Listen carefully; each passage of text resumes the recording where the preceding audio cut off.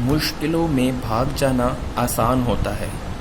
हर पहलू जिंदगी का इम्तिहान होता है। डरने वाले को मिलता नहीं कुछ जिंदगी में, लड़ने वालों के कदमों में जहान होता है। लड़ने वालों के कदमों में जहान होता है। हेलो फ्रेंड्स, बहुत सारे आप लोगों के लवली कमेंट आ रहे थे कि सर आप हमारे को बैंकिंग चैप्टर के ऊपर एक वीडियो बनाकर पोस्ट कीजिए कि जो सबसे डिफ़िकल्ट टॉपिक है हमारे +2 के सिलेबस का, बैंकिंग। हमारा फर्स्ट टॉपिक है बैंकिंग, तो चैप्टर नंबर 6 है ये बैंकिंग। ओके, तो firstly I will tell you the meaning of commercial bank as well as the central bank, या जो कि कौन सा है, रिजर्व बैंक ऑफ इंडिया।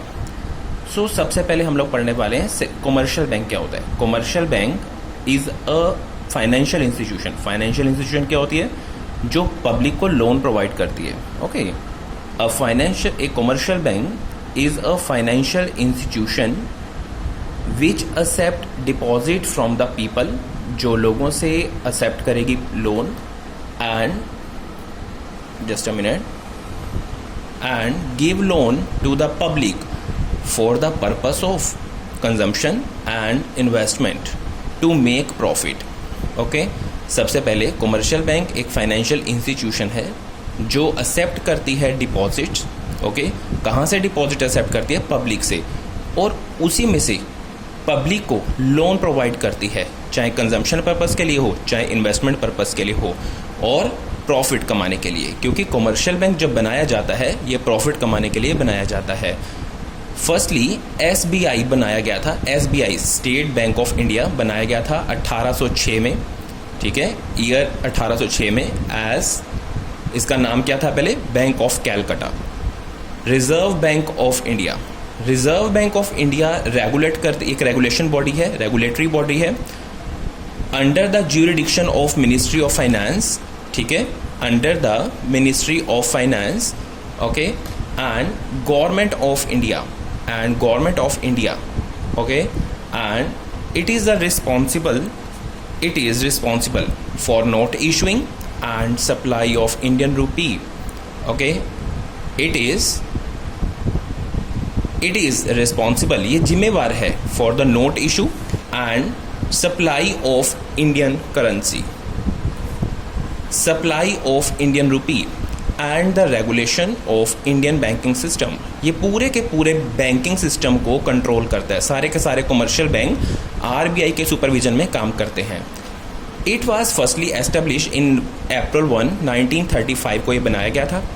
तो इसका हम डिफरेंस पढ़ने वाले हैं, आरबीआई कमर्शियल बैंक का कि डिफरेंस क्या है। तो वेरी फर्स्ट इज, पहले हम लिखेंगे basis of difference, then RBI, then commercial bank. तो पहला supply of money, it regulate the supply of money as a principal source. Okay, ये हमारे इकोनॉमी के अंदर एज अ प्रिंसिपल सोर्स को जो है रेगुलेट करता है। ये कंट्रीब्यूट करता है, कमर्शियल बैंक कंट्रीब्यूट करता है सप्लाई ऑफ मनी को क्रेडिट क्रिएशन के थ्रू। हम अगली वीडियो में पढ़ेंगे क्रेडिट क्रिएशन। ये क्रेडिट क्रिएशन के थ्रू सप्लाई ऑफ मनी को कंट्रीब्यूट करता है। Custodian of foreign exchange, forex का मतलब फॉरेन एक्सचेंज, इसके पास ह्यूज रिजर्व्स होते हैं, इसके पास नहीं होते। Note issue, RBI note issue करता है क्योंकि इसके पास लीगल टेंडर है, unlimited legal tender, and it does not have any authority, इसकी कोई अथॉरिटी नहीं है।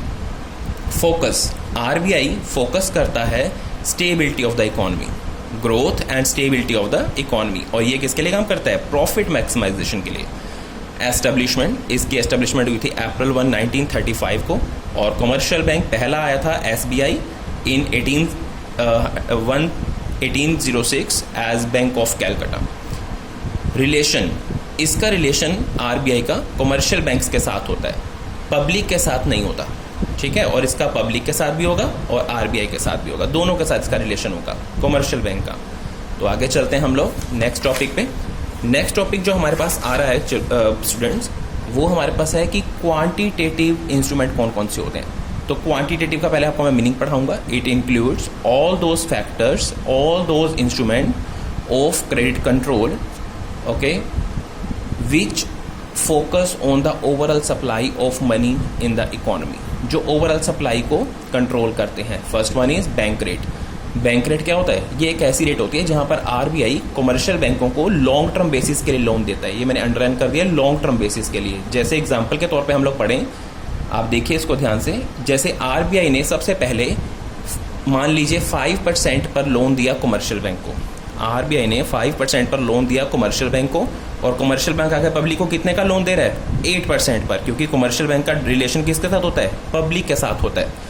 ठीक है, तो आरबीआई जैसे मान लीजिए 5% पर लोन दे रहा है कमर्शियल बैंक को, कमर्शियल बैंक आगे लोन दे रहे हैं पब्लिक को 8% पर। इन्फ्लेशन की सिचुएशन में आरबीआई को पता चल गया कि इन्फ्लेशन की सिचुएशन चल रही है हमारे कंट्री में, इन्फ्लेशन की सिचुएशन। तो इस सिचुएशन से क्या करेगा? आरबीआई ने क्या किया? अपनी इंटरेस्ट रेट को 5 से 7% कर दिया, लोन महंगा कर दिया। कमर्शियल बैंक ने आगे पब्लिक को लोन महंगा कर दिया, क्योंकि इन्होंने भी तो बीच में प्रॉफिट कमाना है। अगर आरबीआई पहले मिल रहा था 5%, तो ये दे रहे थे 8% पे पब्लिक को। अब आरबीआई ने 7% लोन कर दिया है, तो कमर्शियल बैंक भी तो आगे पब्लिक को, इन्होंने बीच में तो प्रॉफिट भी तो कमाना है, तो 10% पर इन्होंने इंटरेस्ट रेट पब्लिक को दिया। तो इसका रिजल्ट क्या हुआ कि आरबीआई ने जैसे ही बैंक रेट को इंक्रीज किया, पब्लिक ने लोन लेना छोड़ दिया, क्योंकि लोन महंगा हो गया, 8 से 10% हो गया, और क्रेडिट क्रिएशन बैंकों की कम हो गई है। आगे चलते हैं, ओपन मार्केट ऑपरेशन। आरबीआई के पास नेशनल सेविंग सर्टिफिकेट होते हैं, जो कमर्शियल बैंकों को या तो वो सेल करेगा या वो परचेज करेगा। अगर कमर्शियल बैंकों को आरबीआई ने कमर्शियल बैंकों को सेल किया, तो अब सेल करने का क्या मतलब है कि कमर्शियल बैंक ने इनकी परचेज किए, आरबीआई ने कमर्शियल बैंकों को सेल किया। अब कमर्शियल बैंक ने परचेज किया, तो कमर्शियल बैंक का सारा मनी कहाँ चली गई? सारी की सारी मनी कहाँ चली गई? आरबीआई के पास चली गई, इसीलिए क्रेडिट क्रिएशन कम हो गई। ओके, और अगर आरबीआई कमर्शियल बैंकों से परचेज करेगा, परचेज करने का मतलब अब दोबारा से पैसा किसके पास जा रहा है? कमर्शियल बैंक के पास जा रहा है, तो क्रेडिट क्रिएशन उनकी क्या हो जाएगी? इंक्रीज हो जाएगी। आगे रेपो रेट। आरबीआई एक ऐसी रेट है, ये रेपो रेट एक ऐसी रेट है जहां पर आरबीआई मनी लोन के तौर पर प्रोवाइड करता है कमर्शियल बैंक को, लेकिन शॉर्ट टर्म बेसिस के लिए। यहां पर किसके लिए था? जो मैंने अंडरलाइन किया था, लॉन्ग टर्म बेसिस, और यहां पर किस चीज के लिए है? शॉर्ट टर्म बेसिस के लिए। ठीक है, बाकी सारा रिजल्ट और एग्जाम्पल सेम यही वाला है जो मैंने आपको ऊपर डिस्कस कर दिया है, आप यहां से देख सकते हैं। आगे fourth one is reverse repo rate. अब उल्टा आ गया, रेपो रेट का उल्टा रिवर्स रेपो रेट। आरबीआई सबसे पहले क्या था? इंटरेस्ट इनकम कमाने के लिए कमर्शियल बैंक ने अपनी डिपॉजिट को किसके पास दे दिया? आरबीआई को दे दिया।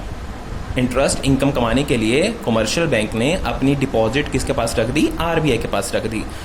कमर्शियल बैंक ने आरबीआई के पास रिवर्स रेपो रेट, क्योंकि आरबीआई ने इंक्रीज कर रखी है, तो इंटरेस्ट कमाने के लिए सारा के सारा कमर्शियल बैंक ने पैसा कहाँ दे दिया? आरबीआई को दे दिया। पब्लिक आती है कमर्शियल बैंक के पास लोन लेने के लिए, तो इनके पास तो पैसा है ही नहीं है, इनके पास तो फाइनेंस ही नहीं है, क्योंकि सारा फाइनेंस तो आरबीआई के पास चला गया। ओके, तो यहाँ पर डेफिशिएंसी ऑफ कैश है, deficiency of cash. Deficiency of cash होने के कारण ड्यूरिंग इन्फ्लेशन या एक्सेस डिमांड को रोकने के लिए क्रेडिट क्रिएशन कम हो जाएगी। हमारी क्रेडिट क्रिएशन कम हो जाएगी। क्यों कम हो जाएगी क्रेडिट क्रिएशन? क्योंकि अब पब्लिक को, कमर्शियल बैंकों को पब्लिक को देने के लिए फाइनेंस नहीं है, फाइनेंस खत्म हो चुका है, क्योंकि कमर्शियल बैंक का सारा फाइनेंस कहाँ चला गया? आरबीआई के पास चला गया ना, तो पब्लिक के पास देने के लिए कुछ भी नहीं है, इसीलिए क्रेडिट क्रिएशन कम हो गई है। अब आ रहा है CRR, cash reserve ratio. It refers to the minimum percentage of bank की टोटल डिपॉजिट जब आरबीआई के पास रखते हैं तो उसको बोलते हैं कैश रिजर्व रेशो। जब कमर्शियल बैंक अपनी टोटल डिपॉजिट का कुछ परसेंटेज आरबीआई के पास रखते हैं तो उसको बोलते हैं कैश रिजर्व रेशो। इसका फॉर्मूला कैसे कैलकुलेट करते हैं? Reserve requirement divide by bank deposit multiply 100।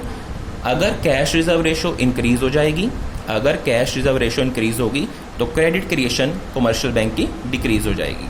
Statutory liquidity ratio, her bank को एक मेंटेन करना होता है फिक्स परसेंटेज अपनी एसेट्स का, यानी कि लिक्विड एसेट्स का, जैसे कैश और गोल्ड का, इसको बोलते हैं एसएलआर। ठीक है, आरबीआई के बिहाफ पर कमर्शियल बैंक इसको अपने पास रखता है, आरबीआई के बिहाफ पर कमर्शियल बैंक इसको अपने पास रखेगा, मेंटेन करके रखेगा। इसको कैसे कैलकुलेट करते हैं? Fixed liquid assets divided by demand plus time liabilities, liquid assets divide by demand plus time liabilities multiply 100। Okay, example, अगर हमने सपोज डिपॉजिट करवाए 100 रुपीज़ बैंक के अंदर और सीआरआर 9% है, एसएलआर 11% है, तो बैंक कितने परसेंट हमें लोन दे सकते हैं? कितने रुपीज़ का? 80 रुपीज़ का।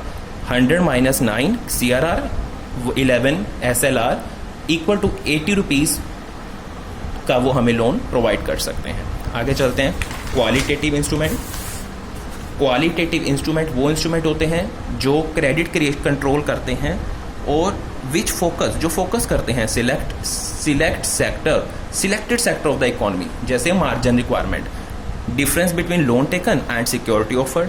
मान लीजिए हमने 5 लाख का लोन लिया, 6 लाख की सिक्योरिटी रख दी, 1 लाख का मार्जिन रिक्वायरमेंट है।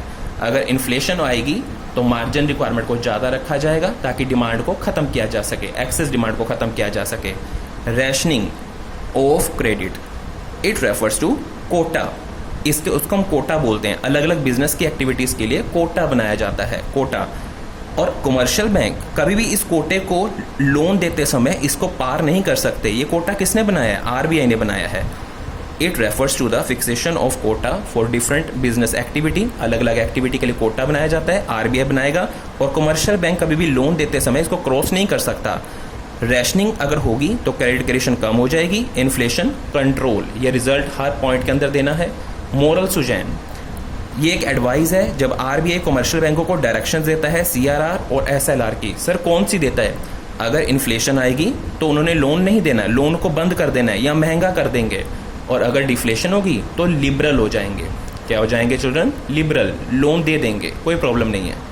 Is this clear?